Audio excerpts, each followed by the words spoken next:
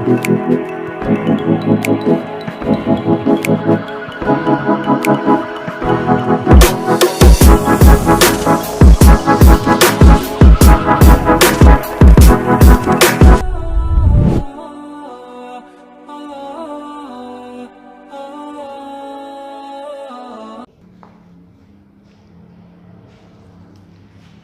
bismillahirrahmanirrahim. Assalamualaikum warahmatullahi wabarakatuh. Alhamdulillahilladzi hadana li hadza wa ma kunna linahtadiya laula an hadana Allah. Allahumma salli ala sayyidina Muhammad wa ala alihi wa ashabihi wa man tabi'ahum bi ihsan ila yaumil qiyamah. Alhamdulillah, sahabat Hijrah Kafah, teman-teman sekalian yang insyaallah dimuliakan oleh Allah Subhanahu wa taala. Kembali lagi kita bersama dengan sahabat Hijrah Kafah dalam program Bedah Buletin Teman Surga. Sekarang edisi yang ke-7 ya teman-teman sekalian. Jadi temanya itu jangan lelah untuk berhijrah. Nah, tentunya teman-teman sekalian, tema ini sangat menarik untuk kemudian kita bahas. Mengapa? Karena kata hijrah ini sangat masyhur di kalangan para remaja. Begitu banyak remaja yang sekarang ini dalam proses mencari jati dirinya itu melakukan proses yang namanya hijrah. Nah, ada sebuah hadis yang diriwayatkan oleh Al-Bukhari.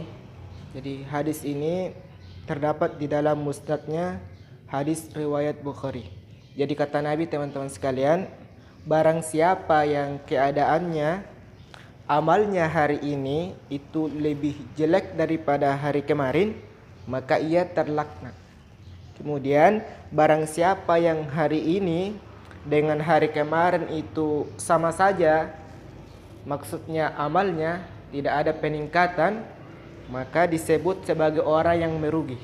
Akan tetapi barang siapa yang amalnya lebih baik hari ini daripada hari kemarin, maka orang ini tergolong ke dalam golongan orang yang beruntung.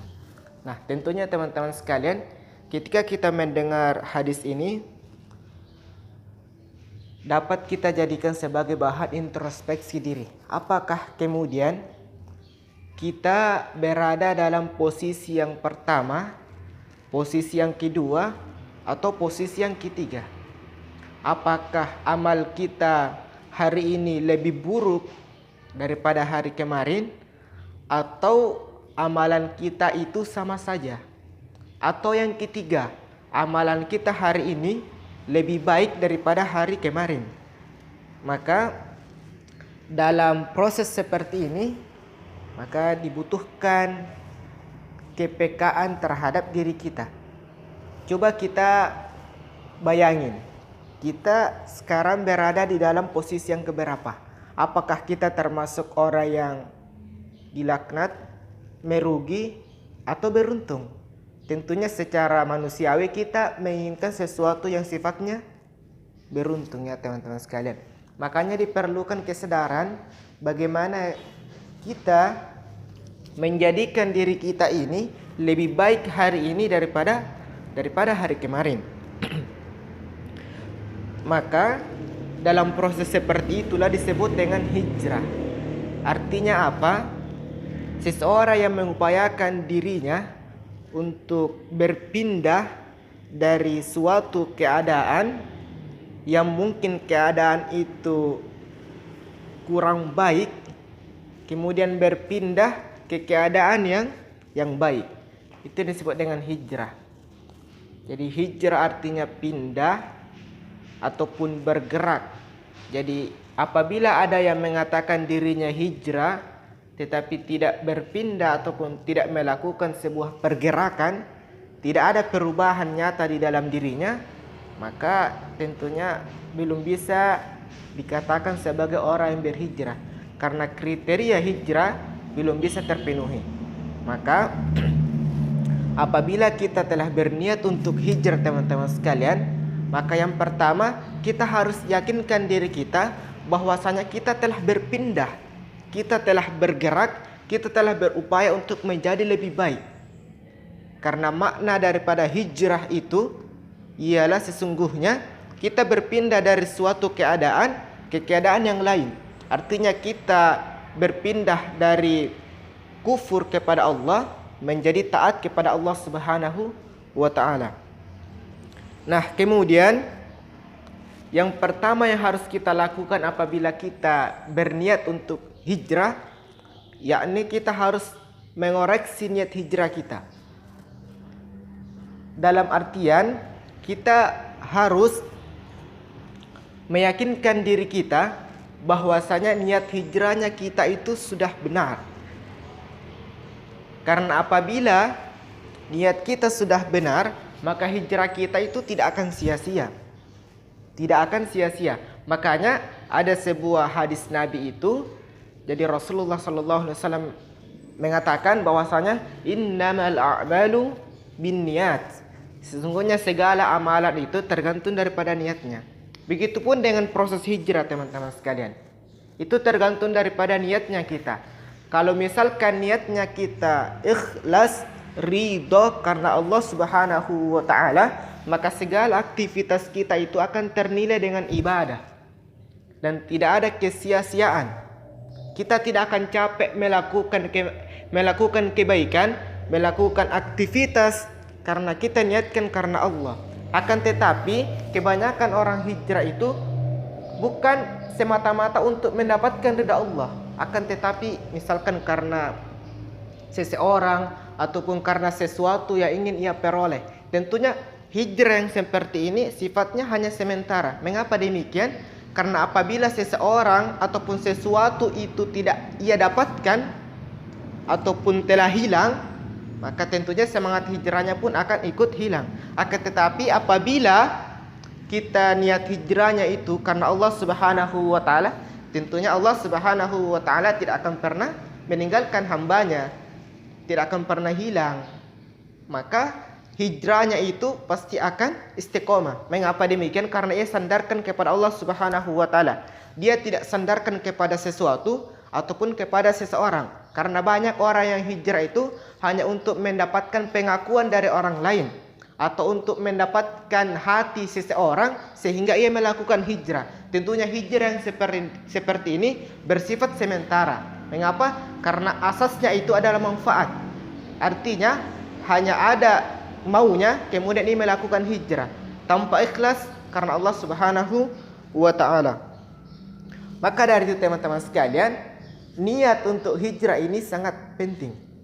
Karena aktivitas amalan kita itu sangat terpengaruh dengan niatnya kita. Begitu banyak amalan yang besar menjadi kecil nilainya karena niatnya. Begitupun dengan sebaliknya. Begitu banyak amalan yang kecil tapi nilainya besar karena niatnya. Maka kita harus sandarkan niat hijrah kita ini kepada Allah Subhanahu wa taala sehingga segala aktivitas proses hijrahnya kita melangkah kepada kebajikan itu mendapatkan pahala. Jadi bukan hanya mendapatkan keuntungan dunia, tapi juga mendapatkan keuntungan akhirat. Mengapa demikian? Karena kita sandarkan kepada Allah Subhanahu wa taala. Jangan kemudian kita terfikir teman-teman sekalian, dalam proses hijrahnya kita ini kita menyandarkan kepada seseorang atau kepada sesuatu. Karena pasti akan kecewa teman-teman sekalian. Sebagaimana perkataan Ali bin Abi Thalib radhiyallahu anhu, jadi beliau mengatakan, aku pernah merasakan kekecewaan, dan kekecewaan terbesar itu adalah menyandarkan sesuatu kepada manusia. Karena manusia itu teman-teman sekalian sifatnya adalah dhaif, lemah, tak mampu memberikan segalanya. Maka apabila kita sandarkan niat hijrah kita kepada manusia, maka siap-siap saja untuk kecewa. Karena yakinlah manusia itu tidak mampu memberikan segalanya. Akan tetapi ketika kita sandarkan kepada Allah Subhanahu wa taala, sang pemilik alam ini yang maha kuasa, tentunya apa yang kita inginkan itu, apabila Allah ridho dengan kelakuan kita, dengan perbuatan kita, maka akan diberikan. Kita harus yakini itu. Maka yang pertama teman-teman sekalian, apabila kita ingin hijrah, maka perbaiki niatnya. Perbaiki niat kita. Maka silahkan ditanyakan kepada diri kita masing-masing, apakah niat hijrahnya kita ini sudah betul atau masih keliru? Apakah niat hijrahnya kita ini sudah betul dengan mengharapkan ridha Allah Subhanahu wa taala, atau hanya sebatas untuk mendapatkan pengakuan, atau kita sandarkan kepada sesuatu, ingin mendapatkan sesuatu. Itu yang pertama. Kemudian yang kedua teman-teman sekalian, tentunya hijrah itu tidak sampai hanya di niatnya saja, akan tetapi dibutuhkan yang namanya action. Apa itu action? Tindakan. Dalam artian, apabila kita telah bertekad di dalam diri kita bahwasanya saya ingin berubah, yang dulunya mungkin tidak rajin salat, kemudian ia berazam bahwasanya hari ini, detik ini saya akan hijrah dari keadaan itu. Yang dulunya saya tidak taat kepada Allah Subhanahu wa taala, akan menjadi orang yang paling taat kepada Allah Subhanahu wa taala. Maka dibutuhkan action, bukan hanya niat, bukan hanya sebatas ucapan bahwasanya kita akan melakukan salat, akan tetapi dibutuhkan action, tindakan. Kita ke masjid, kita salat, kita puasa, kita menjalankan perintah Allah Subhanahu wa taala yang lainnya. Maka dari itu teman-teman sekalian, niat dengan action itu harus disatukan, tidak boleh terpisahkan, karena niat tanpa action itu akan sia-sia. Begitupun dengan action tanpa niat yang benar, maka juga akan rugi atau akan sia-sia. Sehingga teman-teman sekalian, kita harus peka dengan keadaan. Kita harus peka dengan keadaan. Tentunya langkah selanjutnya setelah kita melakukan niat yang baik, kita melakukan action, maka langkah selanjutnya adalah kita peka dengan perasaan. Dalam artian teman-teman sekalian, kita hijrah ini jangan sendiri-sendiri. Kita harus berjamaah. Orang itu bisa kuat karena jamaahnya. Orang bisa futur dalam proses hijrahnya itu karena ia melakukan sendiri. Sehingga apabila ia mendapatkan cobaan yang mungkin agak-agak besar, ia akan mudah futur. Mengapa demikian? Karena tidak ada support dari belakang, tidak ada pendukungnya, tidak ada yang mampu memberikan nasihat-nasihat sehingga ia futur. Bahkan ia akan kembali dengan proses yang dulunya atau keadaan yang dulunya. Maka dari itu teman-teman sekalian, kita harus peka dengan keadaan. Kita harus meyakinkan diri kita bahwasanya kita telah bergabung ke dalam komunitas yang insya Allah dengan komunitas itu akan mengantarkan kita kepada ridhonya Allah Subhanahu wa taala. Maka dari itu teman-teman sekalian, apabila kita telah berniat hijrah, kemudian telah melakukan action dengan niat itu, maka upayakan diri kita itu bergabung ke dalam komunitas jamaah, yang jamaah itu memberikan kesempatan yang besar bagi kita untuk mempermantap proses hijrah kita. Misalkan kita bergabung ke dalam komunitas sahabat hijrah kafah, insya Allah teman-teman di sahabat hijrah kafah itu saling support, saling mengingatkan apabila ada kajian, saling kemudian berfastabiqul khairat. Ada yang berlomba-lomba dalam menyampaikan kebenaran, ada yang berlomba-lomba dalam mengajarkan Al-Quran. Masya Allah di sahabat hijrah kafah itu. Jadi di sahabat hijrah kafah itu kita komplit teman-teman sekalian. Ada yang bisa dalam urusan menyampaikan materi, ada juga yang pandai dalam urusan tahsinul Quran, ada juga yang pandai dalam urusan strategi dakwah, bagaimana menentukan objek dakwah, bagaimana cara dakwah yang tepat. Jadi di sahabat hijrah kafah itu sangat komplit. Maka dari itu teman-teman sekalian, saya mengajak kepada kalian untuk kemudian ikut bergabung dengan sahabat hijrah kafah. Jadi kita di sahabat hijrah kafah ini konsepnya adalah fastabiqul khairat, berlomba-lomba dalam kebaikan.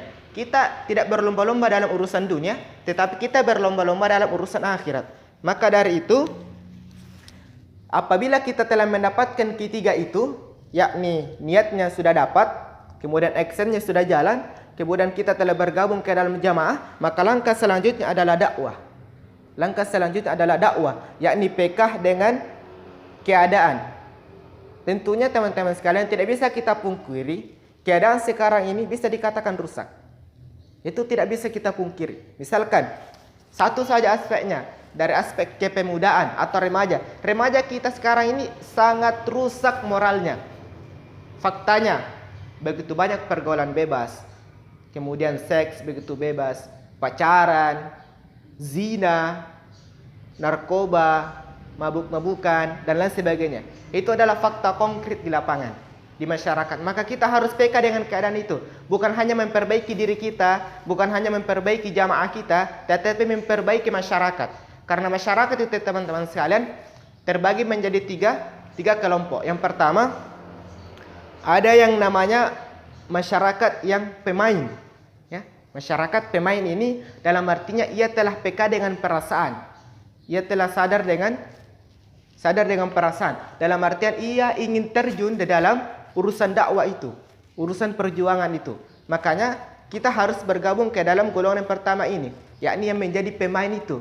Dalam artian ia telah move on dengan keadaan itu. Ia telah move on dengan keadaan itu, sehingga ia menjadikan dirinya untuk menjadi pengemban dakwah, untuk menjadi khairun nas anfa'ulin nas, menjadi sebaik manusia yang bermanfaat kepada lingkungannya. Dalam artian ia memberikan memberikan sumbangan kepada masyarakat itu dalam kebaikan. Artinya ada usahanya untuk kemudian melakukan perbaikan. Itu kondisi masyarakat yang pertama, yakni yang menjadi pemain. Kemudian kondisi masyarakat yang kedua, yakni yang menjadi penonton. Artinya yang suka komentar. Jadi dia juga paham bahwasanya keadaan masyarakat sekarang ini rusak, fakta anak muda sekarang ini rusak moralnya. Namun dia hanya komentar, dia hanya sebatas penonton saja. Dia hanya mengkomentari orang yang bermain itu. Artinya dia hanya mengomentari para aktivis dakwah. Dan komentarnya itu beragam. Ada yang komentarnya ada komentarnya seperti pujian, ada juga komentarnya yang menjatuhkan. Ada yang mengatakan sok alim lah, sok suci lah, dan lain sebagainya. Ada juga komentarnya yang mendukung, dan ada juga yang komentarnya itu berubah-ubah. Artinya apabila dia bersama dengan aktivis dakwah, ia memuji. Apabila ia telah tidak bersama dengan aktivis dakwah, maka dia akan menjelek-jelekkan. Itu yang kedua. Jadi yang pertama adalah menjadi pemain, artinya menjadi pengemban dakwah.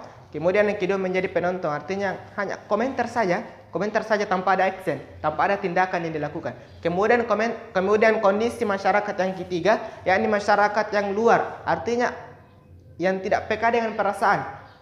Jadi dia hanya mengurusi dirinya, dia tidak komentar, dia juga tidak melakukan perbaikan. Dia istilahnya itu EGP. Jadi dia tidak memikirkan mau rusak, mau baik. Dia tidak memikirkan itu. Artinya selama dirinya tidak terganggu, selama dirinya tidak dirusak, selama dirinya tidak dipengaruhi, maka dia tidak komentar. Artinya dia acuh dengan keadaan. Dia tidak memikirkan mau keadaannya baik atau keadaannya buruk, ya terserah. Artinya dia tidak komen, no comment, no action. Tidak ada komentarnya, tidak ada juga aksinya. Artinya dia istilahnya acuh. Mau orang pacaran, ya silahkan. Dia tidak komentar, dia tidak menjelaskan, dia tidak memuji. Artinya selama dirinya itu baik-baik saja, maka dia berada dalam zona nyaman. Artinya dia tidak peka, tidak peduli, tidak juga komentar. Artinya dia hanya istilahnya memikirkan dirinya sendiri begitu. Jadi teman-teman sekalian, kita harus paham ya, 3 kondisi masyarakat. Yang pertama adalah masyarakat yang menjadi pemainnya atau menjadi pengemban dakwanya, artinya mereka yang telah peka. Kemudian yang kedua adalah yang menjadi penonton, yang hanya komentar saja tanpa ada aksinya. Kemudian yang ketiga adalah masyarakat yang acuh dengan keadaan. Selama dirinya tidak terlibat, maka dia acuh. Jadi itu teman-teman sekalian. Jadi maka kita harus berupaya bagaimana menjadikan diri kita ini termasuk ke dalam golongan yang pertama itu, yakni masyarakat yang menjadikan dirinya sebagai pemain. Laksananya sebuah pertandingan itu kita menjadi pemainnya. Misalkan pertandingan bola, kita menjadi pemainnya, bukan hanya sebatas penonton ataupun bahkan masyarakat yang di luar stadion itu yang acuh dengan pertandingan, mau menang mau kalah ya urusannya. Maka kita harus yakinkan diri kita teman-teman sekalian, apabila kita telah memperbaiki niat hijrah, kemudian telah melakukan action dengan niat itu, kemudian telah berjamaah, maka kita harus juga menjadi pemain dalam masyarakat itu. Kita harus peka dengan keadaan. Artinya kita harus saling mengingatkan. Dakwah itu tidak mesti kita menjadi ustadz, tidak mesti kita berada di atas mimbar, tidak mesti kita harus memakai jubah, peci dan lain sebagainya. Dakwah artinya mengajak. Kita mengajak teman kita sholat, kita memberitahukan kepada teman kita bahwasanya pacaran itu haram, itu merupakan bagian daripada dakwah. Maka dari itu teman-teman sekalian, sekali lagi kami mengajak kepada teman-teman sekalian untuk fastabiqul khairat, gabung dengan sahabat hijrah kafah. Insyaallah kita hijrah bersama, kemudian insyaallah kita masuk surga bersama. Baik teman-teman sekalian, mungkin demikian yang bisa kami sampaikan. Kurang lebihnya kami sangat mohon maaf. Insyaallah kita lanjut pada edisi selanjutnya di dalam program Bedah Buletin Teman Surga. Nah, syukran jazakallahu khair. Wassalamualaikum warahmatullahi wabarakatuh.